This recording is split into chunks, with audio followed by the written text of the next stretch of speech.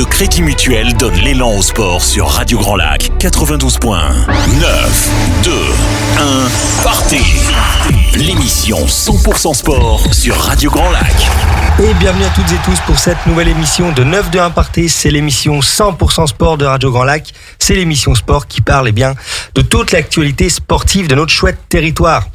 Comme vous le savez, ce territoire est actif en matière de sport. Et pour cette nouvelle émission, j'aurai forcément le plaisir de co-animer avec mon cher Driss. Comment vas-tu, Driss ? Ça va super. Un gros programme aujourd'hui et pas mal d'actu aussi dans le sport local, donc hâte d'y être. Oui, forcément. Et puis avec ce pré-printemps, comme on pourrait le dire. Exact. Et puis on retrouve certaines dynamiques après la trêve aussi hivernale. Donc il y aura pas mal de choses à exploiter. Ouais, tout à fait. Effectivement, une première partie, nous parlerons marche athlétique avec Mathéo Duc, notre jeune athlète aixois en plein essor, si on peut dire ça, qui a déjà fait quelques belles perfs. Et puis, vers 18h30, une deuxième partie axée sur le sport collectif, avec notamment le rugby, avec la présence de l'US Rugby Laravoir. Et enfin, vers 18h45, nous terminerons, comme d'habitude, avec les chroniques de Driss, qui va nous partager l'actualité sportive et les résultats de nos clubs au niveau de la région Auvergne-Rhône-Alpes. Désormais, nous allons commencer cette première partie d'émission avec de la marche athlétique, où nous avons la chance d'avoir en personne un jeune athlète très talentueux de cette discipline. Je parle bien évidemment de Mathéo Duc. Bonsoir Mathéo, comment vas-tu ? Écoute, ça va, merci. Bonsoir à tous. Merci Mathéo infiniment d'être présent ici à nos côtés sur le plateau de Radio Grand Lac, qui est un plateau que tu commences à connaître désormais. Mathéo, dis-nous en plus sur cette préparation finalement hivernale qui touche peut-être à sa fin, ou presque. Oui, effectivement, là je reviens de 2 semaines de stage au Portugal sous le soleil, donc la fin de prépa hivernale s'est plutôt bien passée. Là je vais attaquer les premières compétitions sur route.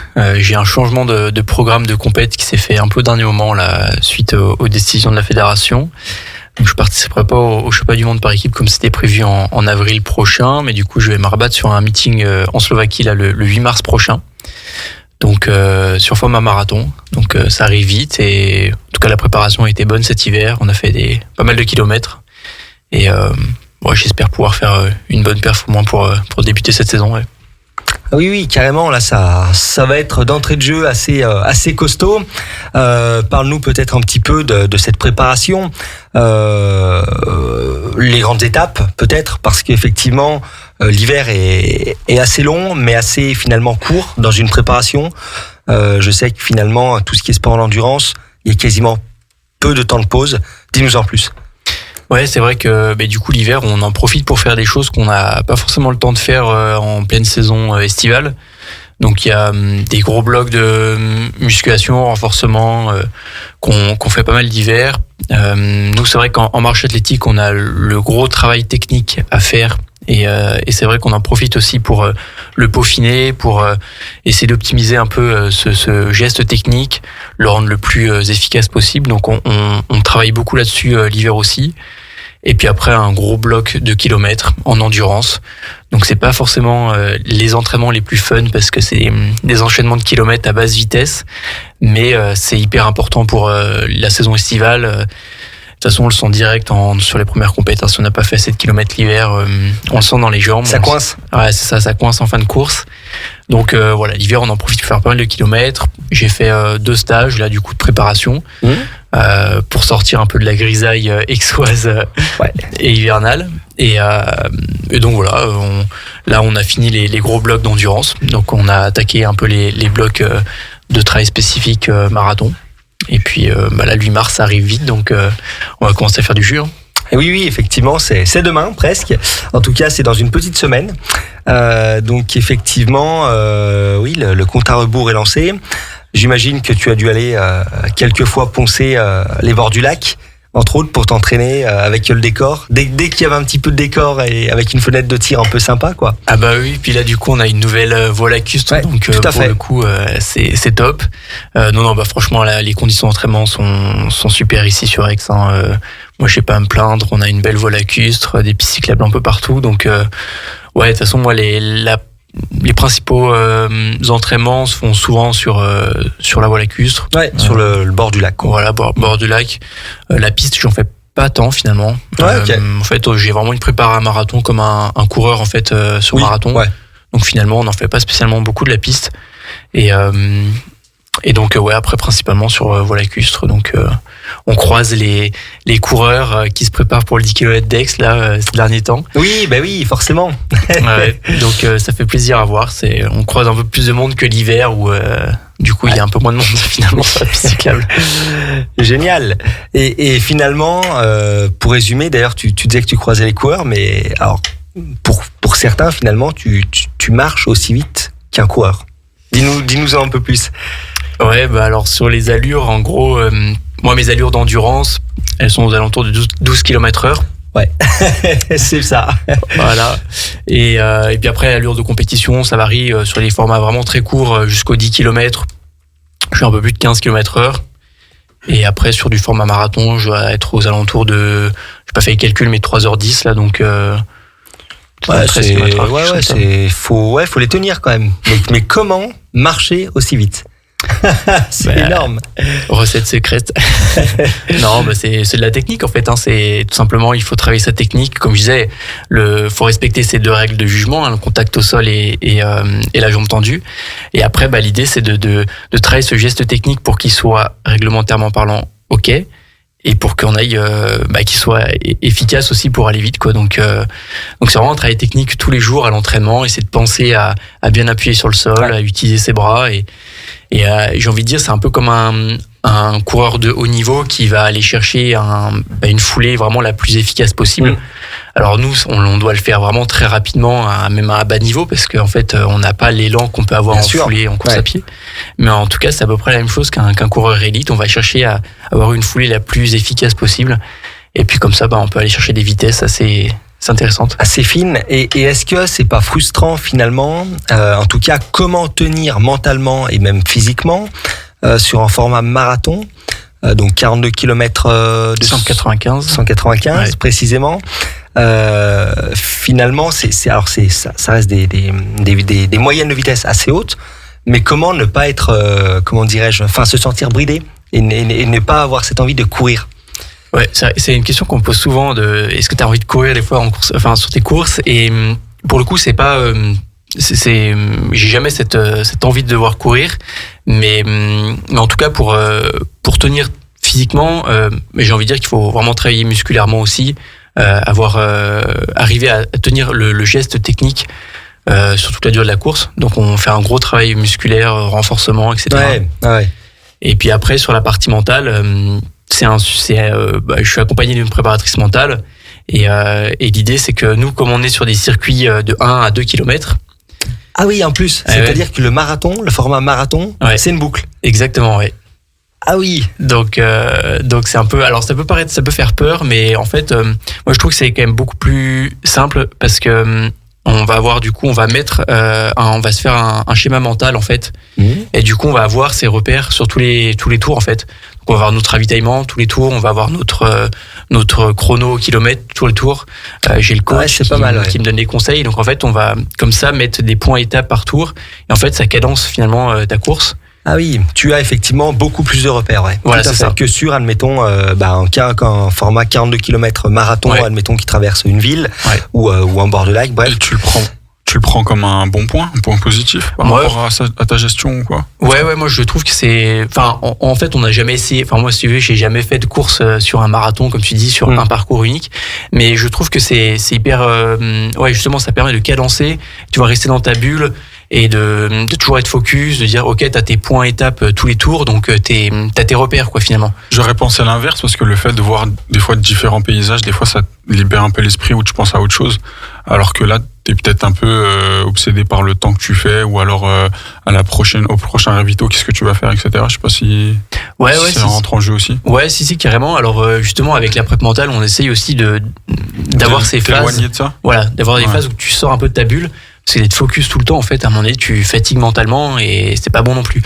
Donc on essaye de jouer entre le fait de rester focus sur ta technique, sur tes points étapes de ton tour, et en même temps d'avoir des phases où mentalement tu peux te lâcher et te dire ok, bon alors t'as pas les paysages que tu peux aller chercher à droite à gauche, mais mentalement t'essayes d'aller chercher un regard d'un spectateur, des gens que tu connais ou quoi, et du coup de sortir un peu de cette cadence. Mais c'est un espèce d'équilibre à avoir et qui te permet de cadencer ta course. Et moi, sur le premier marathon que j'ai fait en marche, là, finalement, j'ai pas trouvé ça si long, quoi. Et paradoxalement, tu dis bon, ça fait 3 heures à tourner sur un parcours de 1 c'est ce que je kilomètre. calculais à l'instant. Oui, je me suis dit c'est quand même 3 heures. C'est pas rien. Mais non, en fait, je suis arrivé à trouver mon rythme et comme je disais, voilà, j'ai toujours mes points étapes tous les jours, donc. C'est un goût, c'est un goût à voir. J'ai vu récemment sur les réseaux un gars qui faisait le tour de la Décathlon Arena à Pierre-Mauroy. Ok. Pendant, je crois, 12 heures de suite. Enfin, ok. Un calvaire, j'imagine. Oui, ça me fait penser à certaines manches, notamment dans le trail, effectivement, où voilà, tu as des formats de course de 12 heures, 24 heures à tenir, un peu en mode dernier survivant, quoi. Ouais, et puis maintenant, on a le phénomène Strava aussi qui Et oui, aussi. D'ailleurs, on peut échanger là-dessus sur cette application. Est-ce que toi, tu l'utilises ou pas? Qu'est-ce que tu en penses, finalement? Ouais, alors. C'est très subjectif. Ouais, carrément. Quel que soit le niveau, je dirais, et l'utilisation. T'as déjà essayé, Alors, ouais, moi j'ai l'application en perso, mais toutes mes sorties sont en privé. Ce que je mets, c'est en public, c'est que mes sorties vélo, parce que voilà, il y a moins de choses à cacher, on va dire. Mais c'est vrai que oui, en fait, moi, j'évite de mettre en ligne toutes mes entraînements pour plusieurs raisons, en fait. Déjà, d'une part, pour le respect du travail de mon coach, parce que voilà, il fait un travail là-dessus sur les plans d'entraînement, et donc pour ça, je préfère que ça reste entre nous. Et puis après, deuxième chose, pour éviter de me mettre la pression et voilà, si un jour une période t'es blessé, les gens vont voir que tu mets plus de sorties à purée. Donc en fait, tu fais un travail mental après derrière, faut que je me remette en selle, etc. Et puis voilà, mes stats pour moi c'est privé, mon cardio c'est privé, mes allures c'est privé, donc je préfère rester en privé et puis après mettre sur Insta des fois certaines sorties pour aussi un peu éduquer la communauté à nos allures, à nos entraînements, mais en tout cas je préfère avoir un plan d'entraînement vraiment privé et puis filtrer en tout cas ce que je mets, pour éviter une pression un peu mentale. Une certaine charge en plus supplémentaire finalement qui amène à pas grand chose. Exactement, ouais. Et peut-être Nolio, non? Tu utilises pas Nolio, toi? Alors non, Nolio non, mais on a une autre plateforme où du coup le coach met les plans d'entraînement dessus. Du sur-mesure du coup, hein. Ouais, exactement. Plutôt en planning à la semaine, peut-être? Ouais, alors on essaie de faire par bloc. Ouais, par bloc quand même. Et puis après on affine à la semaine effectivement avec les suivis. Je fais pas mal de suivis HRV, alors ça va peut-être pas parler à tout le monde, mais c'est les... Oui, tu peux peut-être le développer, davantage. Ouais. Le suivi HRV, c'est donc le suivi de cardiaque, donc c'est Heart Variability. Heart Rate Variability. Ouais. Donc le but de cet outil, c'est de pouvoir voir s'il y a une certaine fatigue qui est installée chez l'athlète. Et donc en fait c'est très simple, c'est un test qu'on fait le matin, 5 minutes allongé, 5 minutes debout avec un cardio. Et du coup le coach va analyser en fait toutes les courbes. On n'a pas idée de toutes les données qu'on peut extraire avec un simple cardio, mais voilà, il va pouvoir déceler des fois des formes de fatigue que même moi je n'arrive pas à cerner en fait physiquement. À pressentir. Voilà. Et surtout les fatigues mentales. Et donc du coup avec cet outil vraiment qui est assez précis, on va réévaluer, réajuster les entraînements au quotidien. Et pour le coup c'est assez intéressant parce qu'on va prévenir un peu s'il y a une fatigue qu'on voit pas, on va dire ok, là aujourd'hui il y a une grosse séance de prévu, du coup on va la décaler et on va éviter de se mettre dans le rouge pour rien et puis du coup travailler de manière optimisée, quoi. Donc on essaie d'affiner avec cet outil-là, une vraie approche effectivement qui s'est développée, je crois, qui vient peut-être du cyclisme de mémoire, il me semble. En tout cas des sports d'endurance. Et effectivement, c'est vrai que c'est pas mal en prévention mentale. On va y revenir, mais notamment en lien avec la prépa mentale aussi. C'est un tout, la tête et les jambes, c'est un peu ça, c'est le cas de le dire. Et c'est vrai que c'est pas mal d'avoir pas mal de critères et d'outils, pour prévenir plutôt que guérir, quoi. Ouais, c'est ça. Alors après, faut pas rentrer dans l'excès non plus à dire on est tous sur les full data, mais c'est vrai que c'est intéressant d'avoir ces outils-là et de se dire ok, on prend du recul avec aussi mes sensations, parce que les sensations, c'est aussi une manière d'évaluer les choses. Le cardio, on fait pas mal de tests lactate aussi. Et donc, en fait, on combine un peu tout ça et puis on essaye d'optimiser un peu les entraînements avec tous ces outils-là, quoi. Ah, c'est génial. Il y a un phénomène à l'heure actuelle qu'on redécouvre ou que certains découvrent, notamment en lien avec les Jeux Olympiques d'hiver, mais qui sont valables, je dirais, pour les sports aussi d'été, ou en tout cas pour les sports autres, où on découvre que finalement il y a de plus en plus d'athlètes, de jeunes athlètes notamment, alors qui sont à la marge entre l'élite de l'élite. Et finalement, qui sont quand même dans une démarche de professionnalisme, Et finalement, on se rend compte qu'ils sont pas forcément suivis, aidés, structurés. En tout cas, tout repose sur eux, financièrement en tout cas. Raconte-nous peut-être un petit peu, et peut-être aussi ta vision. Je pense que c'est pareil malheureusement dans le domaine de l'athlé, quoi. Ouais, mais c'est vrai que l'athlé c'est pas non plus un sport professionnel, donc il y a pas de contrat qu'on peut avoir dans les sports co au sein des clubs. Donc nous, la plupart des athlètes, on essaye de structurer nos plans de carrière avec des moyens perso. Ouais. Donc moi, en ce qui me concerne, la plupart du temps, c'est des partenaires privés que je vais démarcher moi. Et c'est vrai que nous, en marche par rapport à d'autres disciplines de l'athlé, on a encore un autre souci, c'est qu'on n'a pas d'agent qui nous aide là-dessus. Donc généralement, c'est un peu la débrouille en tant qu'athlète. Et c'est compliqué, c'est sûr, parce que on va devoir chercher de l'argent, des soutiens, etc. assez régulièrement. Mais en même temps, je trouve que ça nous permet moi personnellement, ça me permet de vraiment m'impliquer aussi dans mon projet, de me dire ok, tu veux aller chercher les Jeux Olympiques en 2028, à toi de t'entraîner, mais aussi à toi d'aller chercher les moyens financiers, structurer ton équipe comme il se doit pour avancer. Et du coup, ça met aussi une certaine responsabilité et ça m'implique à 200% dans mon projet, quoi. Donc oui, c'est pas évident tous les jours. Faut faire des choix des fois, mais c'est vrai que ça permet aussi de s'impliquer et de se dire de mesurer aussi la chance qu'on a de pouvoir s'entraîner. Là, j'ai fait 2 semaines au Portugal. Je me dis waouh, quand même la chance que tu as de pouvoir t'entraîner au soleil dans de bonnes conditions avec tes potes. Donc voilà, on mesure un peu tout ça et puis c'est vrai que là on en parlait tout à l'heure, mais aux Jeux d'hiver on a eu beaucoup d'interviews là-dessus sur la précarité des athlètes. Ouais, tout à fait. Et finalement, en plus des athlètes comme toi, en tout cas qui sont en sélection, qui sont athlètes en devenir, je dirais, qui se projettent sur les prochains JO. Donc c'est vrai que c'est quand même assez soucieux et finalement, je pense qu'il y a beaucoup de personnes qui s'en rendent pas compte parce qu'il y a forcément toujours ce paradoxe et ce parallèle que les athlètes vivent bien. Oui et non, ça dépend les sports, je dirais, et puis ça dépend là où on se situe dans la carrière. Et c'est quand même beaucoup de sacrifices, quoi. Ah oui, c'est toutes des choses qu'on ne voit pas, c'est sûr. C'est sûr que sur les réseaux, on se dit c'est bon, ils sont en stage au Portugal, au soleil, ils sont bien, ils sont en vacances. Déjà, on n'est pas spécialement en vacances à se claquer 25 il y a des heures par jour, de travail là. Voilà. Mais il y a tout ça à côté aussi qu'il faut prendre en compte et c'est des choses qu'on voit pas forcément et qui peuvent peser aussi dans la tête de certains sportifs. Et il y a quand même la plupart des sportifs, même de haut niveau, sont pas forcément roulent pas sur l'or. Ouais, tout à fait. Et donc, comme tu dis, c'est des sacrifices de dire je tente le coup pour ma carrière, mais on n'a pas forcément les moyens derrière pour vivre correctement. Complètement. Parle-nous un petit peu effectivement de la prépa mentale. C'est un sujet également qui est très présent dans le sport à haut niveau, mais pas que, même dans la vie quotidienne, parfois pour des chefs d'entreprise ou autres. Pareil, là, c'est un vrai modèle. On sent que c'est un vrai ancrage, un vrai besoin pour les athlètes de s'entourer de cette personne-là dans leur staff de proximité. Je pense que toi aussi, ça en fait partie. C'est une des personnes de proximité qui t'aide, je pense, à évoluer.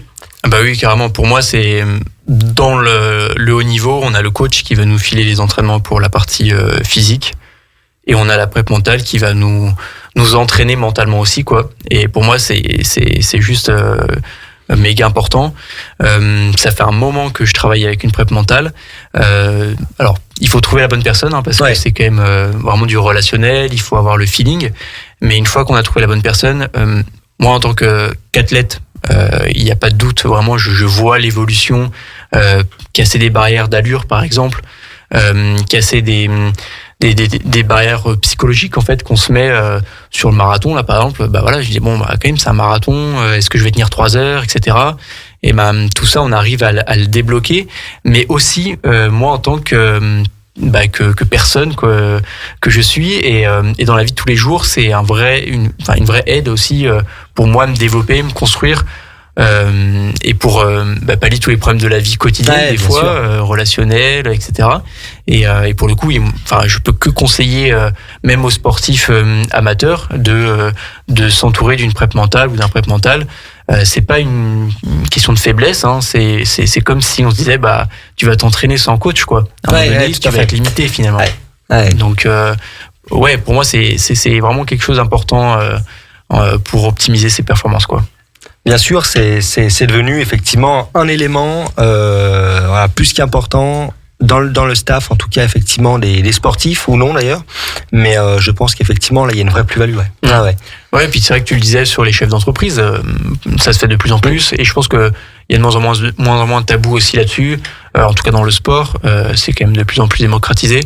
Et pour le coup, même pour les personnes qui ont des petits blocages au quotidien, on peut des fois débloquer pas mal de trucs. Et c'est vrai que même moi, maintenant, je travaille plus des questions profondes, entre guillemets, je dirais, sur moi qui je suis, et qui vont après découler sur moi l'athlète sur la piste, quoi.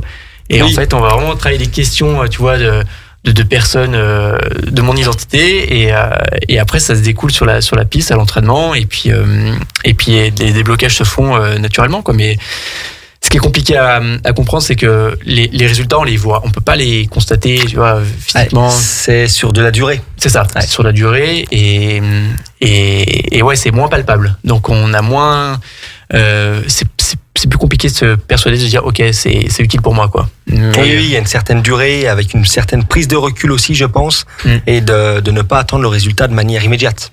Ouais, exactement. Ouais. Parle-nous également tu es membre en tout cas des clubs, des ambassadeurs aixois, forcément, étant attaché à Aix-les-Bains. Raconte-nous un petit peu. Là aussi, c'est un vrai, comment dirais-je, partenaire gagnant-gagnant, je dirais, entre la ville, toi, le groupe, parce qu'il y a un beau groupe aussi, il faut le dire. Il y a beaucoup il y a des très bons athlètes,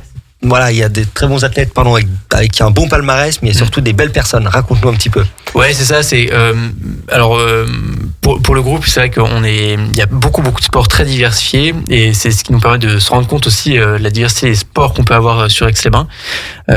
Des palmarès qui sont plus ou moins grands, des jeunes athlètes, des plus anciens, et ça permet justement de s'entraîner là-dessus. Il y a une bonne dynamique, une bonne ambiance, et puis après, pour nous en tant qu'athlète, c'est clairement un soutien énorme pour moi personnellement. Sur mon budget annuel, c'est un soutien énorme de la part de la ville, donc ça c'est hyper important. Et puis après, nous, ce qu'on essaye en tant qu'athlète et sportif, c'est de redonner à la ville le soutien qu'ils apportent.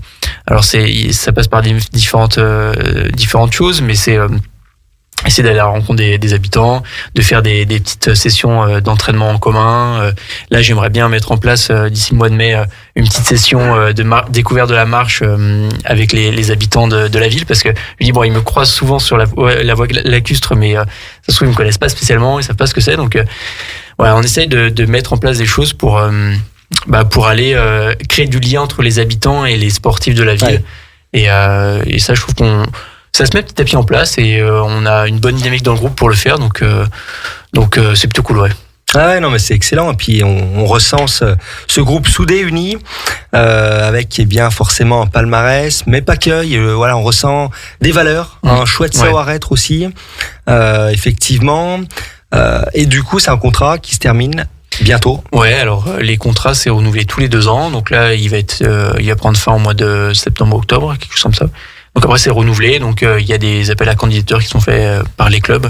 Okay. Et puis après, la mairie fait les choix de quels athlètes y renouvellent ou pas. Tu peux être renouvelé potentiellement. Ouais. Ça peut. Tu peux être renouvelé. Ouais. Quels sont concrètement les prérequis du coup pour devenir athlète ambassadeur de la ville d'Aix-les-Bains? Il y a plusieurs critères. Alors, je connais pas précisément, mais il y a critères sportifs forcément. Bien sûr. Il y a aussi, comme tu disais, les valeurs aussi du sportif, le savoir-être. Comment tu peux aussi transmettre tout ça auprès des habitants, des locaux. Comment tu peux aussi communiquer sur ton sport, sur ce partenariat-là. Et puis ton implication au niveau du club aussi. Il y a pas mal de critères un peu, je dirais presque subjectifs, mais très humains, je dirais en fait. Oui, avant tout, bien sûr, on est sur de l'humain, sur de la proximité, effectivement, envers les administrés, avant tout. Parle-nous un petit peu forcément de ton club. Alors un club qui a aussi évolué, avec notamment une fusion entre les deux départements. Oui. Là aussi, il y a des projets intéressants, avec un gros niveau. Ouais, donc du coup l'ASA, donc l'Athletic Sport Aixois, c'est le club historique d'Aix-les-Bains d'athlétisme, a fusionné avec du coup le club d'athlétisme d'Annecy pour créer l'entente Savoie Athlétisme. Et donc là, on regroupe 5 clubs. Donc il y a Culose, Aix, Annecy, Belay et Bourg-Saint-Maurice. Et donc là, cette année, avec cette entente, donc ça fait 3 ans, je crois qu'on est sous entente, on est remonté au plus haut niveau national, au niveau du championnat de France par club. Et à savoir que l'année dernière, on a fait le 3e meilleur total aux interclubs de tous les clubs français réunis. Et donc, ça montre qu'il y a un niveau. Ça montre aussi que on a réussi à mutualiser des moyens pour aller chercher de meilleures performances. Et il y a une belle dynamique qui est en train de s'installer. Tout le monde est en train de trouver un peu ses marques aussi au sein de cette entente. Et puis après, au niveau des projets, voilà, l'objectif c'est clair de remonter sur le podium national des clubs français, d'aller chercher la première place. Et puis après, chaque club a aussi ses petits projets plus ou moins gros, mais ses projets d'événements. On a le marathon d'Annecy du côté d'Annecy. Nous ici, le 10 km d'Aix-les-Bains là, qui prend pas mal d'ampleur. Qui arrive bientôt. Qui arrive très vite, le 29 mars. Et donc voilà, on essaie de dynamiser un peu tous ces clubs et de créer une synergie assez intéressante pour aller chercher de la performance. Génial. Pour finir, Mathéo, parle-nous peut-être de tes partenaires. Forcément, qui dit nouvelle saison, je sais qu'il y a eu quelques changements, même des beaux changements, avec l'arrivée, avec le départ de certains partenaires un peu historiques, mais surtout avec l'arrivée de beaux partenaires. Ouais, c'est vrai que j'ai pas mal de partenaires qui me soutiennent depuis un petit moment, et donc ça c'est plutôt cool. Ces partenaires locaux, et c'est vrai que là cette saison j'ai dû faire le choix de quitter mon premier partenaire historique qui était Terre de Running Albertville. Donc petit coucou à Gaëtan qui a décidé de me suivre en fait depuis mes toutes premières années de marche. Et donc là je suis maintenant en contrat avec Iron, donc qui me permet d'avoir accès à plus de matériel.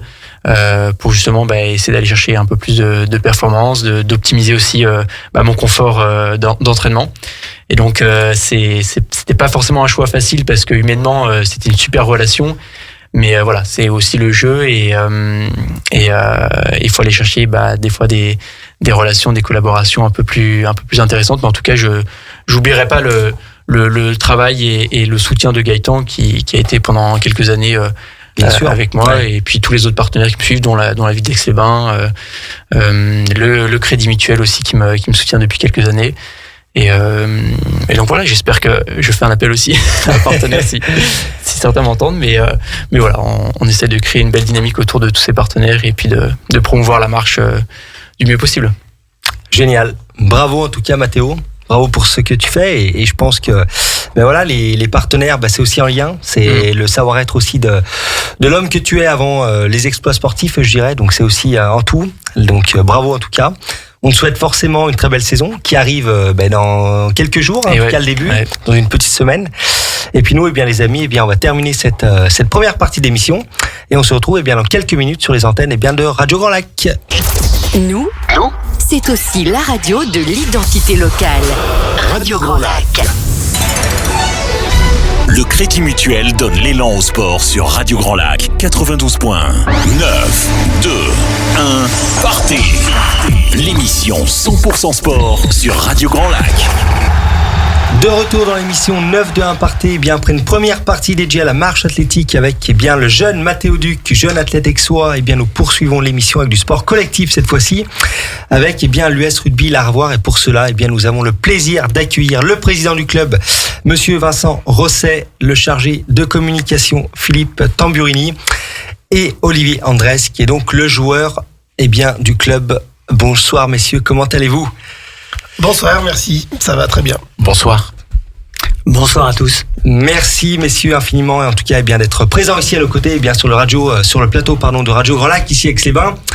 En tout cas voilà, un club de rugby cette fois-ci qui vient un peu plus loin d'Aix-les-Bains. Parlez-nous un petit peu de votre club, de votre structure, peut-être aussi de vos équipes, de vos licenciés.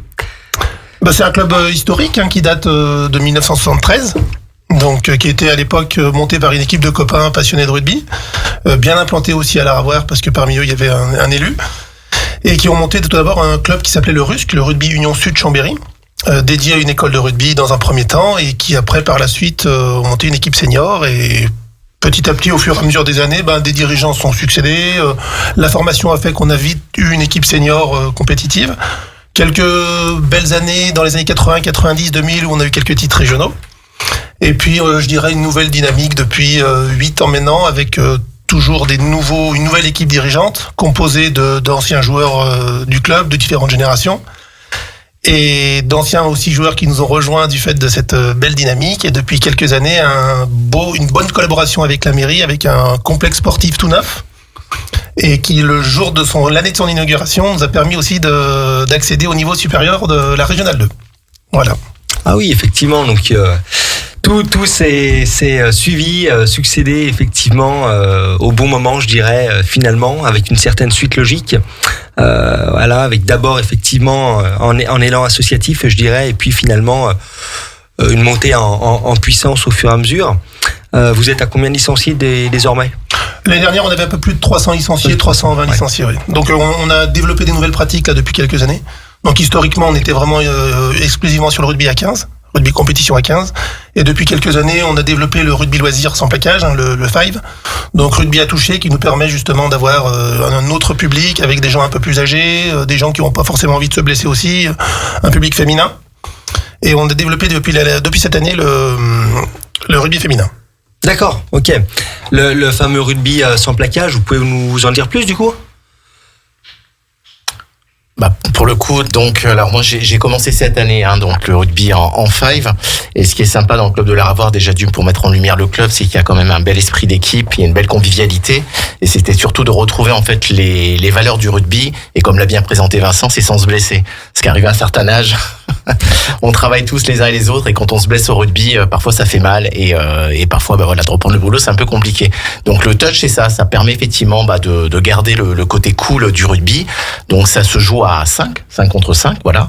Chaque équipe a la possibilité d'avoir donc 6 phases de jeu. Et donc au bout de la 6e phase, si on n'arrive pas à marquer l'essai, à ce moment-là, on doit donner le ballon à l'équipe adverse pour que l'équipe adverse essaye à son tour de marquer un essai. Voilà. Donc c'est plutôt cool, c'est plutôt détendu. Je trouve que le club se développe plutôt bien avec des belles infrastructures en tout cas. C'est excellent, effectivement, ça a l'air d'être dynamique et assez sympa, effectivement, en gardant les valeurs du rugby, les valeurs conviviales. Donc c'est intéressant. Oui, ce qui est intéressant aussi avec cette activité, c'est qu'il y a une belle synergie avec le club en général, parce que toutes les personnes, donc on a aujourd'hui à peu près 80 personnes sur cette section, nous permet donc des aides diverses et variées aussi bien sur les écoles de rugby que sur les seniors, sur des animations autour des matchs le dimanche et autres. Oui, bien sûr, ça c'est l'harmonie du club, forcément, c'est un certain nombre de personnes qui gravitent autour pour forcément alimenter des plus petits aux plus grands. Une école de rugby assez dynamique et avec des projets peut-être importants. Alors ça a été une grande priorité de ces 8 dernières années, on va dire. Donc déjà à l'initiale, la genèse de ce club, c'était qu'une école de rugby. Et depuis 8 ans, on a vraiment mis la priorité sur cette école. On a recréé des catégories. On avait des catégories U6, U8, U10, U12. Et on a voulu recréer une catégorie U14 qu'on a réussi à remonter l'année dernière. On a le projet justement de recréer une autre catégorie U16 l'année prochaine. Et dans un futur plus ou moins proche, pourquoi pas aussi remonter des U19, de manière à avoir une équipe, une école de rugby totalement complète des U6 ou U19, quoi. C'est assez difficile pour nous les clubs de Régional 2, parce qu'on n'a pas un bassin de joueurs et on est coincé entre pas mal de clubs et notamment 2 très gros clubs qui sont Chambéry et Montmélian. Ouais, tout à fait, ouais. Donc ce serait un exploit d'y arriver, mais on est sur la bonne voie. Forcément, le SOC qui vous inspire énormément, quoi. Ouais, puis il nous aide. C'est un club. Alors nous, on a fait une entente avec l'US Montmélian, qui est on va dire il y a toujours la mode Servolex, le club qui est en partenariat avec Chambéry. Nous, on a fait le choix d'être avec l'US Montmélian. Mais par contre, dans la formation chambérienne, ils nous donnent aussi des joueurs en double licence pour justement qu'on essaye de les développer pour plus tard jouer à plus haut niveau. C'est arrivé l'année dernière, on avait 5 doubles licences des espoirs de Chambéry qui aujourd'hui jouent dans des équipes de Fédéral 3. Ah ouais, c'est top. Ouais, puis on est en partenariat aussi avec le club de Chambéry sur les filles, donc ils nous inspirent, mais ils nous aident aussi. Ouais, il y a une bonne. C'est une dynamique gagnante-gagnante. Oui. Ouais. Je voulais parler du complexe à Medipôle à l'Aravoir. Pour y avoir joué en tant que au foot juste à côté, c'est un complexe sublime. J'ai vraiment beaucoup aimé jouer là-bas. Quel gain ça a pour vous aussi en club? Je sais que le terrain de rugby est encore plus récent que celui du foot. Qu'est-ce que ça vous a apporté sur les dernières années et ça doit être vraiment très appréciable de travailler dans ces conditions-là. Ah bah c'est sûr que c'était une sacrée aide. Hein. C'est très agréable de travailler dans ces conditions-là, comme vous dites. Puis c'est arrivé au bon moment parce que bon, le club a eu des hauts, des bas, comme tout club. Hein. Il y a des moments où tout a bien fonctionné. Et nous, on est arrivé dans une période où justement on était un petit peu dans le creux de la vague. On a réussi justement avec les projets de développement de l'école de rugby, de rénover un peu l'image du club, d'aller chercher aussi des partenaires, qui est très important. On a réussi notre premier pari à vraiment redynamiser, de refaire venir, de réussir à fédérer les gens autour de ce club. Et malheureusement, on avait des infrastructures très vétustes, ce qui faisait qu'on n'attirait pas non plus beaucoup de joueurs. On n'était pas crédible vis-à-vis aussi des parents qui amenaient les enfants à l'école de rugby parce qu'il fallait traverser la route entre le vestiaire et les stades. Et du coup, suite aux 4 premières années qui ont été très dynamiques, il y a eu ce complexe qui est arrivé. Du coup, ça a attiré forcément des joueurs, ça a attiré de nouveaux partenaires, le déplacement aussi du centre-ville vis-à-vis de la VRU, ça a permis à des joueurs qui étaient sur des communes avoisinantes d'avoir accès plus rapidement aussi au club. Et puis bon, ça nous permet aussi de fédérer nos partenaires, faire des soirées partenaires, faire des repas partenaires. C'est tout positif, hein, donc. Ouais, c'est vrai que c'est top, hein, effectivement, d'avoir les infrastructures. On en parlait tout à l'heure avec Mathéo. Voilà, des infrastructures qui donnent envie, qui sont en sécurité, qui sont forcément bien situées. Mais c'est aussi un tout, quel que soit le niveau, je dirais.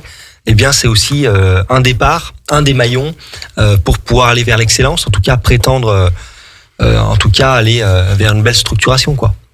En complément de ce que disait Vincent, on se rend compte qu'avec ces structures, aujourd'hui, ça nous permet de recevoir des clubs à des niveaux supérieurs qui viennent préparer, par exemple, des matchs à Chambéry ou autre. On a eu récemment le club d'Albi qui s'est préparé. Nous avons reçu récemment l'équipe de France militaire féminine, donc où on a pu échanger des moments fort sympathiques et découvrir un petit peu ce qu'était le sport de haut niveau chez les militaires. Donc on a, en plus de cette école de rugby qui nous fait un bien terrible avec les parents, on attire autour pas mal de choses qui nous poussent vers le haut et tout ça, c'est très appréciable. Ah oui, je savais pas que certaines équipes de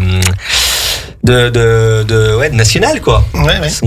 Il y a un an, on a même reçu l'équipe du Tonga qui préparait un match international le lendemain à Chambéry. Donc il y avait 4 équipes qui se rencontraient sur Chambéry. Et donc nous avons reçu le Tonga pendant 2-3 jours. C'était fort sympathique et les enfants étaient aux anges. Ah oui, je pense. Je pense. On est très sollicités parce qu'en plus, avec le mauvais temps de ces derniers temps, de ces derniers jours, ça permet aussi, le terrain synthétique permet de jouer en tout temps, toute météo. Il n'y a pas de boue pour les enfants, donc les parents sont très contents aussi de nous laisser les enfants, on les rend propres. Donc il n'y a que des avantages, oui. Parlez-nous peut-être des objectifs. On en a balayé un certain nombre, mais peut-être les grandes lignes plutôt pour cette saison, avec peut-être les objectifs par équipe. Voilà, certains, je pense, jouent peut-être une montée pour situer un petit peu, quoi. Alors l'objectif premier, nous, on est vraiment ancré sur l'état d'esprit du club. C'est vraiment les valeurs, tout ce qui est valeurs, du club, effectivement. Ouais. Exactement. Ouais. C'est un discours qui peut paraître des fois un petit peu surfait, mais on y est très attaché. On le rappelle dans l'école de rugby. On est très attaché à ce côté très familial du club, où vraiment tout le monde peut venir jouer, que ce soit les féminines, les gens qui vont faire du loisir, des gens de la compétition. Donc ça, c'est, on va dire, un premier objectif du club, et je dirais que c'est vraiment l'état d'esprit du club depuis plus de 50 ans. Après, dans un point de vue purement sportif, continuer le développement de l'école de rugby. On parle pas de résultats à l'école de rugby. Des U6 au U14, on parle de formation. On veut avoir de plus en plus de jeunes. Essayer de former des jeunes pour justement alimenter nos équipes seniors. Je vous coupe, est-ce que peut-être vous avez des liens ou des conventions peut-être avec des collèges autour de la Ravoir, oui, des collèges de proximité? Ouais, on a une classe rugby avec le collège de la Villette, qui est un collège privé. Ouais, donc on a une section rugby où il y a 2 séances le mardi et le jeudi, qui est animé par un éducateur du club et l'entraîneur de l'équipe première, et aussi par quelqu'un du comité de Savoie. Donc on a 2 séances d'1h30 à peu près par semaine, où une classe complète joue au rugby. Ok, génial. Ouais. D'ailleurs, demain, on participera à la journée portes ouvertes au collège de la Villette, structure qu'on a mis en place depuis 3 ans et qu'on va continuer à développer avec ce collège. Ça se passe très très bien. Et d'un point de vue sportif, au niveau des seniors, on a, donc à l'époque, en 2023, quand on a eu le stade, la première année, on est monté au niveau régional 2, on était en R3, on est monté en R2. Et l'objectif, c'était le maintien. La première année, on a loupé la qualif d'1 point, donc on était 5e de la poule. Les 4 premiers sont qualifiés. L'année dernière, on fait une saison assez exceptionnelle parce qu'on est quasiment invaincu, on perd qu'un match en championnat et malheureusement, on échoue sur la dernière marche avec la défaite contre Belay en finale au stade de l'Hippodrome. Oui, exact. Mais oui, c'est vrai, contre le Boc. Contre le Boc. Effectivement. Exactement. Donc on a loupé la montée d'un match, malheureusement. Et du coup, on avait des ambitions cette année. Alors, faut rester assez modeste, hein, comme ça fait que 2 ans qu'on est en Régional 2. On se disait de se requalifier cette année pour vraiment un peu perdurer dans le championnat. On n'a pas réussi à se qualifier. Il nous reste 3 matchs, mais on n'arrivera pas à se qualifier au niveau mathématique. On pourra pas. Mais bon, on est sauvés. Donc, on va essayer d'assurer une 6e ou une 7e place de manière à préparer la coupe de fin de saison de la meilleure des manières. Et puis relancer avec des objectifs ambitieux l'année prochaine, sans toutefois en avance cachée, comme je dis. Il faut pas non plus afficher des trop objectifs. Il y a des clubs comme Chambéry, Montmélian, La Motte qui représentent à peu près tous les niveaux. Nous, on est bien au niveau régional, mais on s'interdit pas de monter en Régional 1 dans un avenir plus ou moins proche. Dans un championnat très hétérogène, où le premier a plus de 60 points, le dernier 2 points. Ouais, c'est ça. C'est un peu compliqué aussi de se jauger, puis tu peux mettre un gros score à une équipe et prendre un autre le week-end d'après. Comment vous arrivez à gérer ça en interne? On le subit parce que à l'époque il y avait 6 divisions régionales dans le rugby. Aujourd'hui, on est passé à 3 divisions et ça a pour effet justement, comme vous dites, d'avoir deux niveaux dans chaque division. Et c'est vrai qu'il y a toujours 3-4 équipes qui caracolent en tête et 1, 2, 3 équipes qui sont vraiment dans le dur, ouais, exactement. Donc nous, on se situe cette année dans le ventre mou, mais c'est pas évident à gérer parce que même pour les équipes qui sont dans le dur, aller jouer tous les dimanches pour conserver un état d'esprit et puis surtout un collectif, c'est pas évident. Ouais. Oui, je pense que c'est dur à entretenir, effectivement. Pour confirmer un peu ce que disait Vincent, donc même dans ces catégories régionales, on se rend compte entre la R3, la R2, la R1, chaque niveau est vraiment une grosse marche importante à réaliser. C'est comme derrière, après la Fédérale 3, la Fédérale 2, toutes ces marches dans toutes les divisions sont très compliquées. Et si les clubs sont pas suffisamment structurés à leur niveau, c'est dur. Donc, et en interne et sur le terrain. Oui. Donc nous, vraiment, l'objectif, c'était de stabiliser dans un premier temps ce club en Régional 2, chose qu'on arrive à faire à ce jour au bout de 3 ans. Et puis, on va essayer de passer cette marche supplémentaire qu'on aimerait bien prendre d'ici 1 an, 2 ans, 3 ans. Il n'y a pas de date précise, ça va être fonction des différentes choses, quoi. Oui, je pense qu'il y a un certain nombre de prérequis, mais effectivement administratifs, financiers, et puis bien évidemment le niveau sur le terrain. Mais je pense qu'on se rend pas compte effectivement des dossiers pour structurer davantage et prétendre à des montées. Alors, on s'en rend un petit peu compte, je dirais, par l'élite du rugby savoyard avec le SOC. On a vu cette cruelle désillusion au printemps dernier. Bien qu'ils étaient prêts, effectivement structurés, mais c'est vrai que ça tient à pas grand-chose, quoi. Ça tient à pas grand-chose. Non, ça tient à pas grand-chose. On l'a vu avec le SOC, on l'a vu avec Grenoble. Avec Grenoble également, tout à fait. On a La Motte Servolex est montée en Fédéral 3, mais pareil, ils ont dominé la saison, ils ont failli pas monter parce qu'ils ont perdu aussi la finale. C'est cruel, quoi. Ouais, c'est cruel. C'est cruel. Alors l'aspect financier aujourd'hui, par rapport à la montée, c'est presque transparent, parce que tous les joueurs sont bénévoles. Oui. Nous tous, on est bénévoles également. Donc l'aspect financier, c'est vraiment pour dynamiser l'école de rugby, pour les bus, le matériel, la pour logistique, vraiment la logistique, tout ça. Mais c'est vrai que c'est le fait que le rugby a toujours privilégié les phases finales, ça devient compliqué parce qu'on peut être invaincu en championnat, perdre un match et pas monter. Ouais, c'est assez décevant, je pense. Ouais, en tout cas, c'est frustrant. Ouais. Aussi bien pour les joueurs que pour le staff, que pour les bénévoles qui sont autour, etc. C'est quand même vachement décevant, quoi. Ah oui, non, c'est très frustrant. Ouais. Après, c'est les règles du jeu, malheureusement, du rugby. Des fois, ça se joue. Voilà, on peut être premier sur une saison et malheureusement, on va perdre le match final. Et je pense que Vincent, là-dessus, et Philippe vous ferez d'accord, c'est qu'il y a aussi une recherche de sponsors. C'est important. Parce qu'on est aussi continuellement en recherche de sponsors, parce que si on a effectivement des fonds, ça permet effectivement au club de grandir, et ça permet aussi après d'améliorer les infrastructures, de mieux caler les entraînements, d'aller chercher aussi des joueurs d'un certain niveau, et ça permettra aussi de répondre aux objectifs du club, je pense. Donc voilà. Bien sûr, tout à fait, c'est une partie intégrante du développement et bien de la dynamique du club, quoi. Est-ce qu'il n'y aurait pas un signe indien avec Chambéry, Grenoble et vous, la Ravoire pour les montées, etc. sur les matchs cruciaux en fin de saison? J'avoue qu'on a eu, on s'est posé la question l'année dernière, oui, parce que dans le rugby local, malheureusement, on a eu à peu près tous le même destin. Et on s'est dit non parce que la Motte ont réussi à percer au travers des mailles du filet. En tout cas, ce qui fait plaisir, c'est qu'on se rend compte pour tous les clubs, que ce soit Chambéry, Montmélian, La Motte, Aix-les-Bains, la Ravoire. Quand les clubs tournent, derrière, vous avez du monde qui se déplace. Et ça, c'est un bonheur total, aussi bien pour les dirigeants que pour les joueurs. On a eu le retour aussi d'Aix il y a 2 semaines. Du FCA, tout à fait. Ouais. Avec beaucoup de plus en plus de personnes qui venaient les voir jouer. Et ça fédère et ça permet au groupe aussi d'être meilleur sportivement. Oui, un vrai engouement effectivement sur le bord des terrains et puis sur le terrain, avec aussi pas mal de jeunes ou de moins jeunes, façon de dire en tout cas, qui s'y intéressent, qui veulent faire du rugby ou en tout cas venir regarder, qui apprécient l'ambiance. Et c'est vrai que c'est génial, quoi. Moi, le premier, je me suis redécouvert à apprécier le rugby l'an dernier sur les phases finales au SOC et franchement, c'était génial, quoi. Et l'intérêt aussi, c'est que les nouvelles personnes qui viennent voir ces matchs, en fait, découvrent aussi tout ce qui se passe autour, toute l'organisation, les bénévoles, tout ce qui s'ensuit. Et ça, il y a des gens qui mordent à ça aujourd'hui, qui adhèrent et qui nous poussent à continuer, parce que comme tout dans tous les clubs, c'est bénévole, s'occuper d'un club, c'est pas simple. C'est pas rien, effectivement, c'est du temps et ça vous en savez quelque chose. Très bien, en tout cas, bravo, merci en tout cas messieurs pour cette présentation et surtout pour cette belle dynamique qui vous fait rayonner en tout cas le rugby à la Ravoire avec une infrastructure en tout cas récente, nouvelle et puis tout ce petit bagage de projets derrière qui monte en puissance modestement, de manière posée et sereine. C'est surtout ça finalement les objectifs, sans s'emballer, mais tranquillement mais sûrement.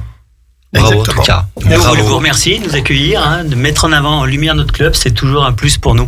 Eh bien, avec grand plaisir. Merci beaucoup. Merci beaucoup, Merci à messieurs. vous.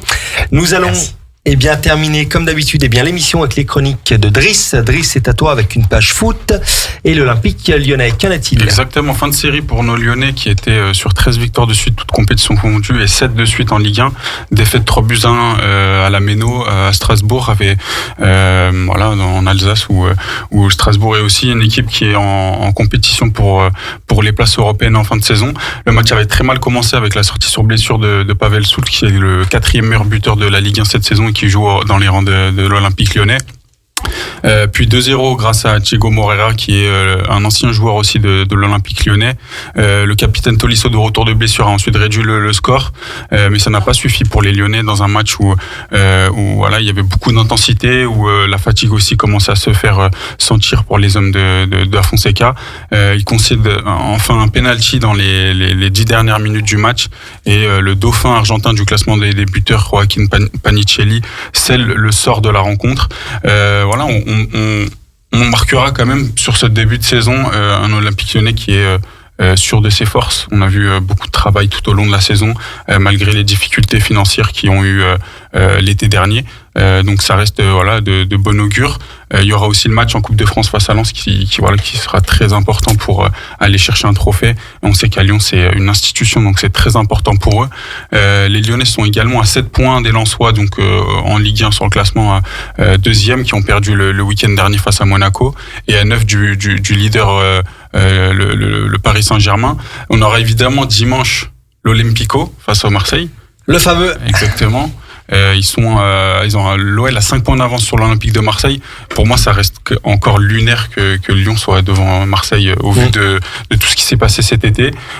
C'est bon pour les finances et c'est aussi un pari gagnant de Michel Kang qui a repris du coup la gestion du club après les déboires un peu de Textor cet été et la mauvaise gestion du club. Mais ça a été très bien passé de sa part et on voit que ses efforts et la mise en place d'un environnement assez serein, ça a permis à l'Olympique lyonnais de travailler et d'avoir des résultats et de finir premier de l'Europa League sur cette saison régulière et troisième et une place directement qualificative pour la Ligue des Champions pour l'année prochaine. Attention, c'est pas terminé parce qu'on sait que le Money Time aussi peut leur desservir, mais pour l'instant c'est bien parti. Ouais, effectivement, un sacré retour en tout cas pour l'OL. Qu'en est-il du côté du FC Annecy ? 6 matchs sans défaite pour les hommes de Laurent Guyot. Victoire face au Red Star vendredi dernier contre un prétendant sérieux à la montée. Ça fait du bien aux Savoyards, une victoire référence qui permet de continuer la belle dynamique. Annecy grimpe à la 7e place avec 36 points, seulement 4 du Red Star justement, qui est 5e qualifié pour les barrages d'accession à la Ligue 1. Prochaine rencontre demain avec un déplacement sur l'île de Beauté contre Bastia, qui sont avant-dernier avec 18 points, donc c'est assez compliqué aussi pour Bastia. Mais il faut faire attention aussi, on sait que la Ligue 2 c'est très très homogène. On a vu Saint-Etienne cette année faire pas mal de mauvais résultats aussi face à des petits. Donc voilà, il va falloir se méfier et continuer cette dynamique qui permettra peut-être de participer à ce barrage pour monter en Ligue 1, pourquoi pas. Une page basket avec le ex-Maurienne SOA Basket. Il y a plein de séries de tous les côtés, même en basket, la série de 8 victoires s'achève à Marios face à Roanne, leader de Pro B, défaite 89-94. Cette série a fait beaucoup de bien au groupe et ça a permis de se repositionner dans les places qualificatives pour les playoffs en fin de saison. Ex-Maurienne est 9e en 13-11. Prochain match le 6 mars, donc il y aura un gros délai avant la prochaine rencontre à Saint-Chamond. Voilà, on a vu que cette série avait permis à tout simplement de sauver son coach et puis surtout d'être dans une bonne dynamique et puis de pourquoi pas viser un beau parcours en play-off. On sait que l'année dernière, le fait de s'être qualifié juste, ça n'a pas permis de faire de belles play-offs. Donc on espère que cette saison ce sera le cas et de finir en beauté pour pourquoi pas monter. Ce qui serait top. Exactement. Ce qui serait top. Du rugby avec les Chambériens du SOC Rugby. Alors le SOC replonge dans une mauvaise dynamique. Il nous avait réhabitués à la victoire avec 3 succès consécutifs. Puis le déplacement à Nice est arrivé. Malheureusement, ça ne l'a pas fait face au leader de national, pardon. Rappelons que c'est un solide leader et malheureusement, ils ont échoué à 2 petits points au stadium de Chambéry dans un match très offensif, 32-34.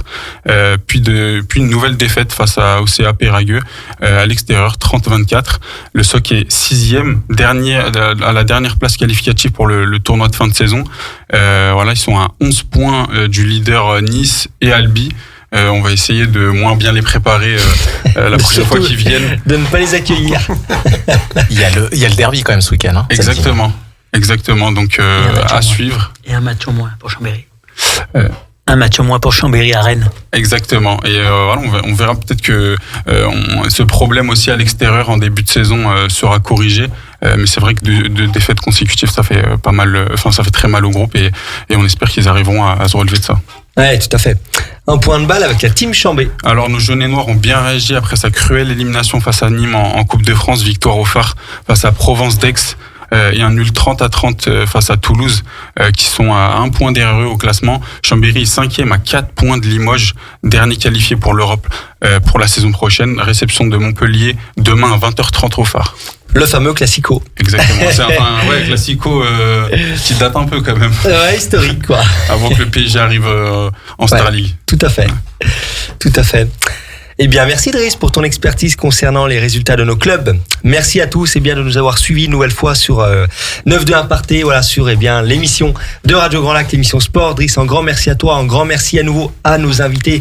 Mathéo, le rugby club, de la revoir, voilà, avec des invités qui sont toujours à fond, dynamiques dans la vie locale. Ça fait très plaisir. Les amis, on se retrouve dans 15 jours, même heure, même endroit. En attendant, on reste en contact via les réseaux sociaux de Radio Grand Lac. Et nous vous souhaitons une très belle soirée et à très bientôt.